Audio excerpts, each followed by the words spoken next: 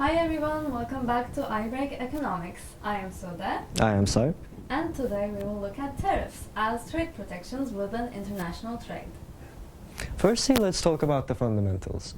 So, the ideal international trade scenario would be free trade from a, of course, purely efficient point of view, with no government intervention and a strict supply and demand evaluation.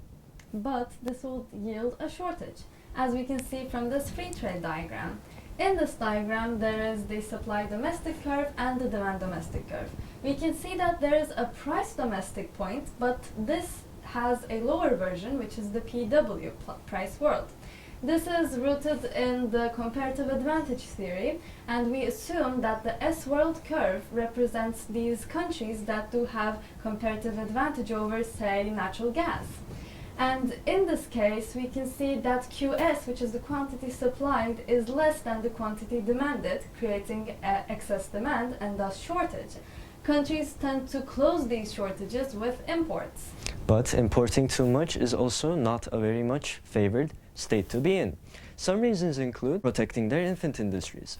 Countries might want to protect their developing industries and sectors in order to allow them to become competitive on their own. Countries and governments might also want to restrict dumping, which is the practice of exporting products for very cheap prices, even below their production costs. Exactly, and this is why most countries tend to use trade protections.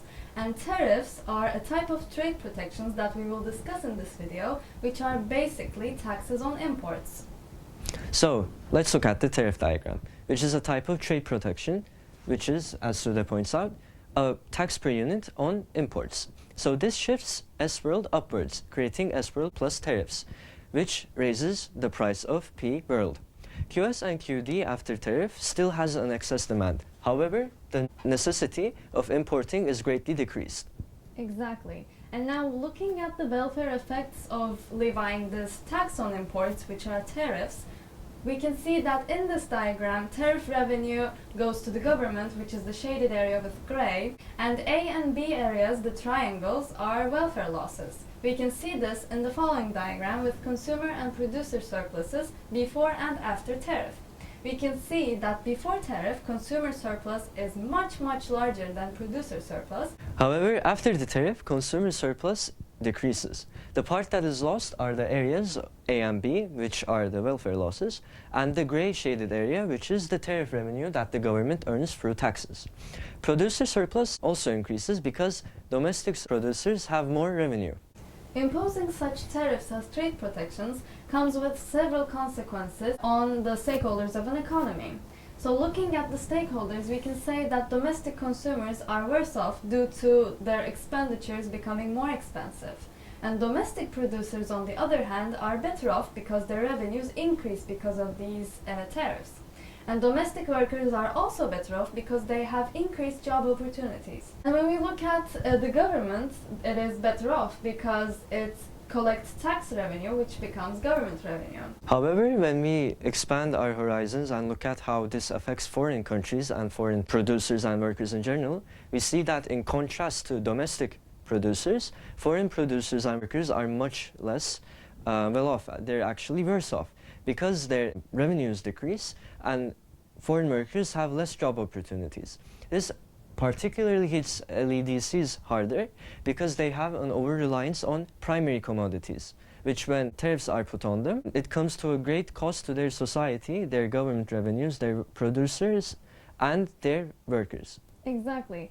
And looking at all of this, overall we can say that society is worse off and there is a global misallocation of resources. As we said before, tariffs are government interventions and these government interventions come with misallocation of resources. So here are the things you should know coming out of this lecture. Free trade allows goods and services to be purchased at a lower price, S-world, compared to domestic goods and services. However, this creates a major shortage in the market. Yes, and the shortage of goods and services is caused by countries importing them.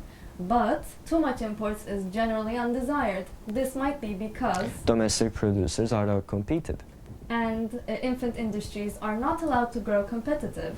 Foreign countries and companies may also engage in dumping. Exactly, and the government may solve these problems by restricting free trade and imports via trade protectionism in the form of tariffs. Tariffs are the tax per unit levied on the imports of goods and services. These tariffs shift S-words to a higher price, and it causes the quantity supplied to increase, as it is more profitable for producers to produce the goods. And the quantity demanded decreases because the goods or services have become more expensive, and as a result, the amount of imports eventually decrease. Tariffs affect different stakeholders in the economy in different ways.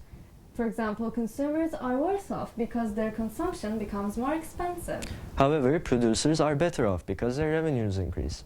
And looking at domestic workers, they are better off as well because there are more job opportunities. Likewise, the government is also better off because of the added tax revenues. However, looking at foreign producers, they are much worse off because their revenues decrease. Foreign workers are worse off as well because their job opportunities decrease. LEDCs in this aspect are hit particularly hard. And society as a whole overall is worse off because of the global misallocation of resources that is a result of government intervention. So thank you for listening and watching us, and we hope to see you in our next videos. Have a beautiful day.